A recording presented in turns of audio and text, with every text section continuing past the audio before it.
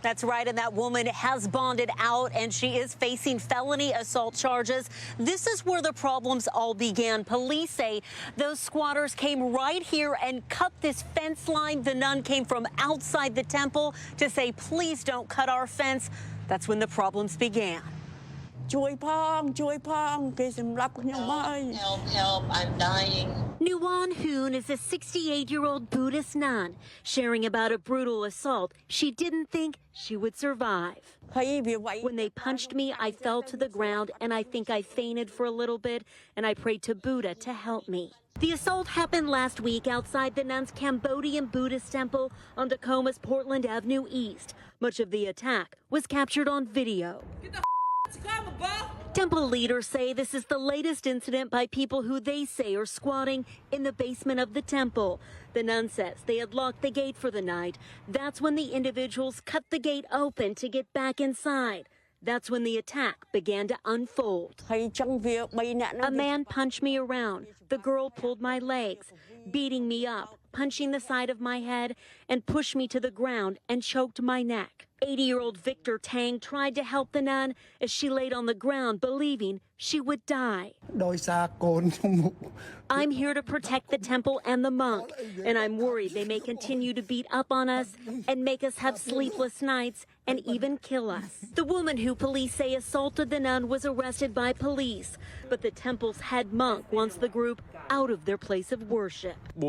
Downstairs is where these bad people are trespassing and using our temple waters, electricity, and bothering our elders without our permission. Now that the nun is home from the hospital, she remains living at the same location as the people who police say attacked her.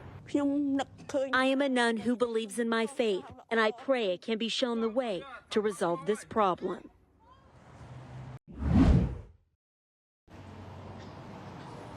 Mary Preston, in his 21 years here working behind the counter, one thing is clear, and that is that Tejpal Singh touched the lives of not only those he worked with here, his closest friends, but even just his regular customers. And emotions, they ran high tonight as both shared stories and memories, along with that plea to help find whoever it was who took his life. He loved everybody. Yes. He protected anybody. He accepted anybody. So the message that he left behind is love one another. Always smiling and always happy. That's how so many say they'll remember 60-year-old Tejpal Singh, or Paul as he was known. And a lot of people would drive out of the way just to come see him and just to say hi. Early Sunday morning, he was working at this Chevron in Linwood, just off Highway 99 and 148th Street Southwest, when Snohomish County deputies say this man shot and killed him during a robbery. Not only does he leave behind his wife and 3 children, but a community that deeply cared for him. Blood doesn't define family. Family's there for you. Good times, bad times, and he was always there for us. At this vigil Wednesday night, a plea for answers. No one has been arrested, and investigators are hoping someone comes forward who knows something. The owners of the gas station now offering up a $10,000 reward for information leading to a conviction. I hope justice is served, and justice needs to be served for what's been done. Right, Eric. The nurses say the shortage of them has been in existence long before the pandemic, but now this COVID-19 has really brought it to the forefront.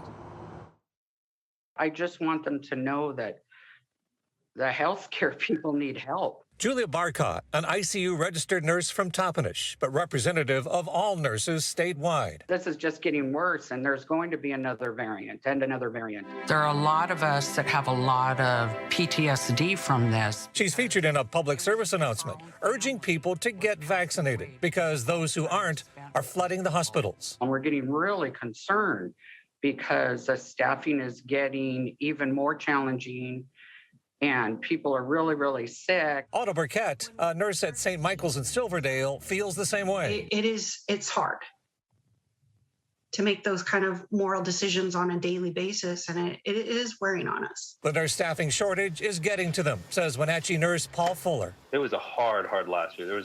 I did a lot of overtime trying to cover all the holes of people leaving. A survey of 418 nurses showed 69% reported COVID-related staffing issues, and 42% actually considered leaving the field. And now comes the pressure point of the governor's vaccination mandate and the possible firings of unvaccinated staff. I don't think it'll be catastrophic like people are saying. I think we will lose a few. The Washington State Medical Association believes 97% of nurses are vaccinated. For the remaining nurses, a message from the new president of the association. My message is we value our nursing partners. We very much hope that they choose to continue their strong dedication to patient care and safety. Vaccines are the safest way. To a live look at SeaTac International Airport tonight, there's a new push in Congress for vaccine mandates for air travel within the United States. California Senator Dianne Feinstein introduced a bill that would require a passenger provide proof of vaccination, proof of a negative test, or confirmation of a recent recovery from COVID-19 before boarding a plane. In a tweet, she defended the bill, writing, quote, "We can't allow upcoming holiday air travel to contribute to another surge in COVID cases." As more Americans get back to flying, with close to 1.5 million passengers making their way through security just yesterday, we found mixed opinions when it comes to that bill. KOMO's Cole Miller joined us live with reaction. Cole? Hey there, Mary. We were down at SeaTac earlier today, and those we spoke with in support of this say it is the right thing to do right now, given the current state of the pandemic and the toll it is taking on hospitals across the country. Those who haven't been vaccinated yet, they tell me they support the testing aspect to this bill, but say it could be tricky in some travel cases. As COVID-19 continues its grip on the world as we know it, once quiet airports are buzzing back to life, and they have been for some time now. With that, a newly introduced bill aims at keeping those in the skies safe by requiring proof of vaccination or a negative COVID test. And as you can imagine, that has people talking. I think it's a great idea, actually. It's easy enough to get a COVID test these days. Around SeaTac, there was clear support for such a move. Pandemic is right now is not individual problem. It's everybody's problem. For travelers like Khmer Henry with a weakened immune system, she tells me with such easy access to the vaccine here in the U.S., getting the shot is the right choice. I hope people realize how good they have here. Others around the ticketing counters aren't quite on board. Well, I've had COVID. I feel like I have the antibodies running through my body already. I trust my immune system.